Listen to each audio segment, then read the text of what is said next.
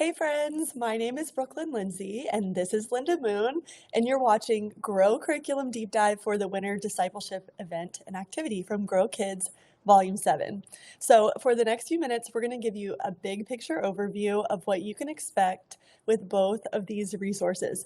But before we do that, we're going to take an in-depth look at some of the specifics that you don't want to miss.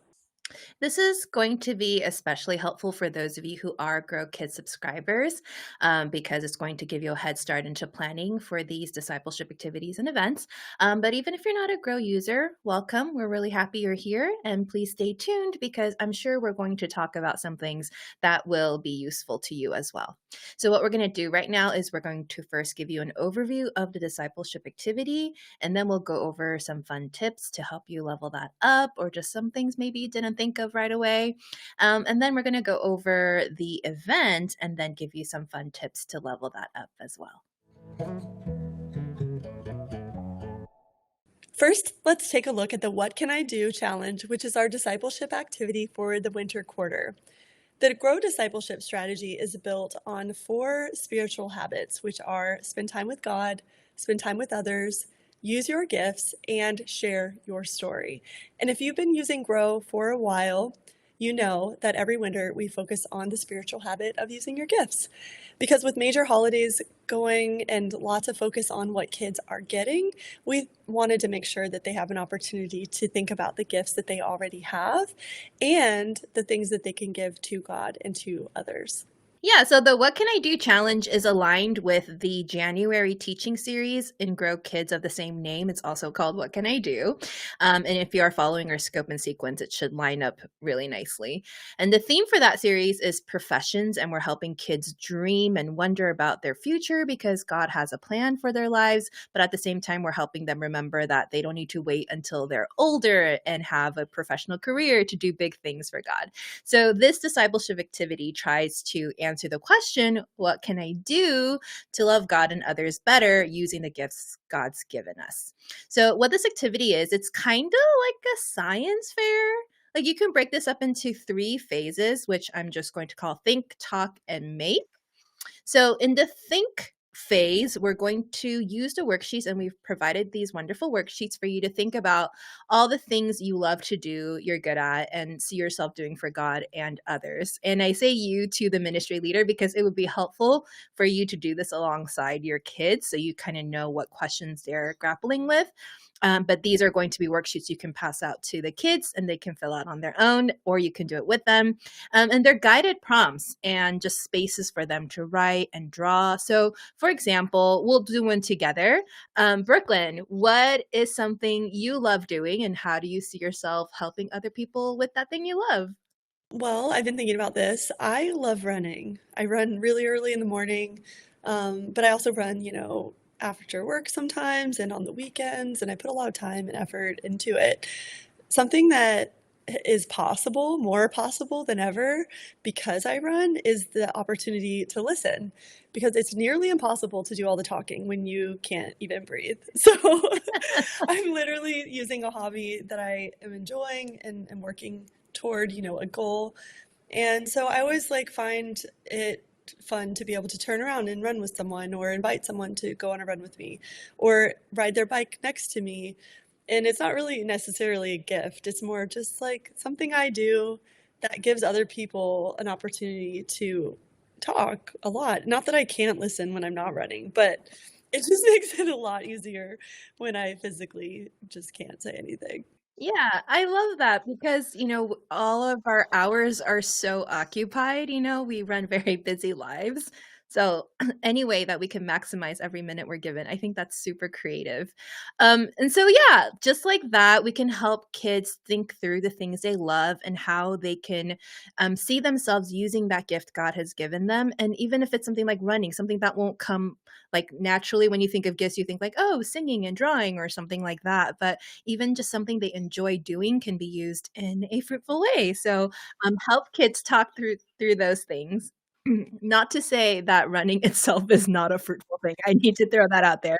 I do not run, so I don't share that love, but I have major respect for I it. think not running is also a gift. Yes, yes, it can be sometimes. So phase two is talk. You get to discuss open-ended questions with a grown-up. So kids get to discuss this with a grown-up, obviously. So whether it's a small group leader or a parent, and these questions are there to help kids determine a why for how they want to use their gifts. So not just like, hey, you have it, now go do it, but it really helps them think through what is the whole purpose of doing this exercise. So kids can say that they're great at playing video games, so I will teach others how to play video games, right? Like they might say something like that, which is cool. And but maybe we want to guide kids to places where there are real needs. So some of these questions that we've included are: if you had a free day to do anything you wanted, what would you do? Who are some grown-ups you know with really interesting jobs? Why do you think their jobs are interesting? And what are some problems people are facing that make you sad? And how would you want to fix those problems if you could? And we're asking these questions to help kids think bigger about the gifts that they have or the gifts they want to cultivate and the kind of impact they want to make. And speaking of the word make, that is our third phase. Now we're going to combine all of their thinking and talking and condense it into this formula. What gifts has God given you? And what do other people need help with? And how can you use your gifts to show people God's love? And so, to that effect, we can have kids write a story or write a song, video, pictures, draw pictures, make a sculpture, build a Lego model. The possibilities are endless, just using whatever creative outlet they can think of to demonstrate how they want to go about delivering this action plan. And then you can designate a special time for your kids to share these wonderful creations they've made. And then you can also help them formulate an action plan and take it further. Like, don't just say, hey, you have this plan that was wonderful, but think through how they're going to actually do the thing that they shared. Yes, I love this, and I look back over my childhood, and I remember specific people who told me I was good at something, or just reflected, or, getting, like, that little feedback from a teacher on a paper. It really makes you feel like, "Wow, I know how to do this." So, I think this is a really, really important, discipleship activity, and one that you could even do different times of the year if you wanna sprinkle it throughout the year. I'm very excited about this, and I'm excited about kids getting to really dive into the gifts that they have and learn about them more. Yeah, I really love that we get to do this together, and I think kids, like you said, really do lean on trusted sources to tell them or help them identify the things that they're good at. Like, I write and edit for a living now, but I didn't know until senior year of high school that I was any good at writing. Like, I'm like, "I really enjoy this, but I'm not sure if I'm any good," and it wasn't until, like, AP English senior year, my teacher was like, "You're a good writer," and I was like, "Wow, thanks." So we're gonna do this a little earlier than senior year of high school, everyone. Yes, yes, and like, parents really can pick up on the gifts of their kids. So Mhm. if you're leading a bunch of kids, it's always a great idea to ask parents what they think, Yeah. because they have, like, a lot of insight, and they know, well, this kid's not afraid to get her hands dirty, Mhm. and this kid is really good at meeting new people, or whatever it is. It can be, Yeah. such a small thing that they notice that really helps you as a leader, make the most of this activity. So now that you know what this is all about, let's give you a few tips on how to make the best use of this resource. Tip number one, set kids up for success. If you assign this activity at the beginning of the month and wait for kids to turn it in, many or most are just going to forget. So instead of making this feel like a project, that might put a lot of strain on families, scaffold this activity by breaking it up into chunks this week leading up to presentation day.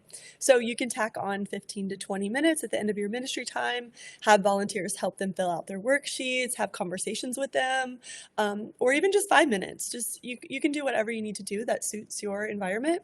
But let the kids have conversations before the actual presentation. After all, they're going to need all the support that they can get to really identify their gifts and to apply using them.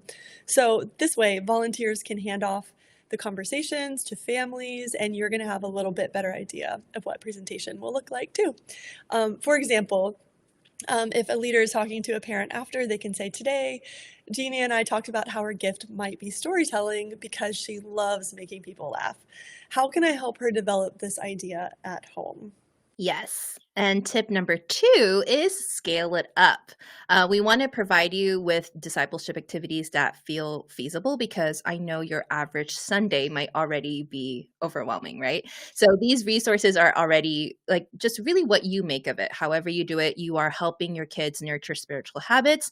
But if you have the capacity or if it aligns with something in your church calendar, you might consider turning this into a bigger event. And so, what we mean by that is you can do an actual career day and invite professionals in your ministry or community to come and talk about what they do, demos and props and freebies if possible. I used to love going to career fairs. I mean, I have so many pens and yo-yos and the little things that they used to pass out.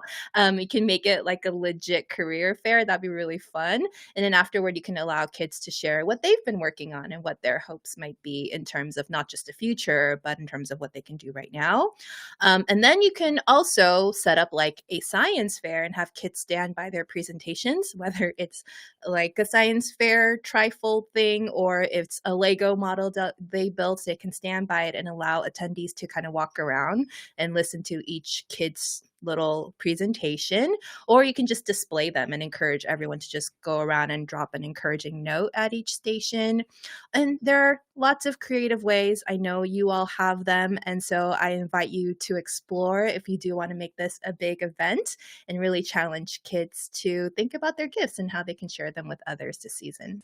Amazing, great. Now that we've talked about our discipleship resource, let's take a look at the super fun event that we've lined up for you this quarter. In addition to doing a discipleship activity each quarter aligned with the 4 spiritual habits, we also provide a just for fun event that you can roll out in your ministry for outreach and fellowship purposes. For winter quarter, Grow Kids has an exciting event lined up called Super Cool Pool Party. Okay, don't get scared if you're up there in North Dakota, Wisconsin, or anywhere where there's cold temperatures. We're not suggesting that you're having an actual pool party in the cold. Unless, of course, you're in the southern hemisphere like me in Florida, and you could add swimming to this if you want. I can already see how fun this is going to be to decorate for. Just think about your classic summer stuff, just with a winter or Christmas spin, especially if you're doing this in December. You can get huge pool inflatables, give them scarves or cutouts of snowmen and swimsuits. Just think of Olaf from Frozen and go wild. It's going to be fun. Yeah, it is. It's going to be so fun. I also get warmer weather here in California, but then California's been a little weird lately. So you never know. So it's great to have this contingency of you don't need sunny weather to pull this off. I can't wait to see some of the photos that you are going to post of this event. In the event guide we've provided, you'll see that we divided the activities into station games and all play games. And remember, you don't have to do everything that's listed there because that can be a lot and you might not have the resources to do that. But it's nice to have options to choose from. Am I right? So, here, like for example, for the station games, we have things like Rubber Penguin Race, which is kind of like your classic rubber ducky carnival game, but with rubber penguins because it's a winter theme. We also have like Dive Ring Discovery, where you throw like the dive the rings from the pool, except instead of water, you're putting them in like ball pit balls. So kids have to dig through for those. There's also beach ball bowling, which is kind of self-explanatory, but you're doing bowling with beach balls because it's summer, but not. So these are the fun little hybrid winter and summer ways that we've divided these activities up for you. Some examples of all play games are like the no water slide. It's basically like pulling your friends on like you're kind of like sliding them through, but without harming them. I promise we've accounted for safety. There's a synchronized swimming activity, which is super fun. And then there's like a walrus call, kind of like Marco Polo, except you're making walrus noises. I actually don't know what a walrus sounds like, but I am so excited to see videos of you all doing this because this sounds amazing. Or choose a sea animal of your choice. It doesn't have to be a walrus. So yeah, this is going to be really great. It's going to be run mostly like station games, but if you do want to incorporate the all play games, you can designate some time for everyone to come together and try these large group activities together. Just make it work however it fits your budget and the volunteers you have on hand. And I just know everyone's going to have just a wonderful time together. Yes, I love things like this that juxtapose like summer and winter. So I Mhm. think it's going to be really fun for everyone. Please do send us your walrus calls. I'm also curious about what that's going to be like. And don't forget that all play stuff really gives you an opportunity to include families, to include volunteers, to include people who may not be exposed to your kids' ministry, and give them a chance to support or just have fun or be a kid again. I think all church activities, this might not be an all church activity, but it could be if you wanted it to be. So that's wonderful. I'm excited. And now, here are a few more tips on how to make this event extra awesome. Tip number one, recruit lifeguards. Not actual lifeguards, unless you are doing the swimming pool thing, but just to stay on theme. Ask some volunteers to wear red and a whistle, and you can assign this to your floaters who are kind of roaming around and helping out where they're needed. And that'd be a really fun way to have them actually float around and pretend to be lifeguards and help out. And you can also have them carry like floaties and stuff just to stay on theme. So cute. This is going to be fun. All right. So recruit lifeguards. And tip number two is ask for supplies.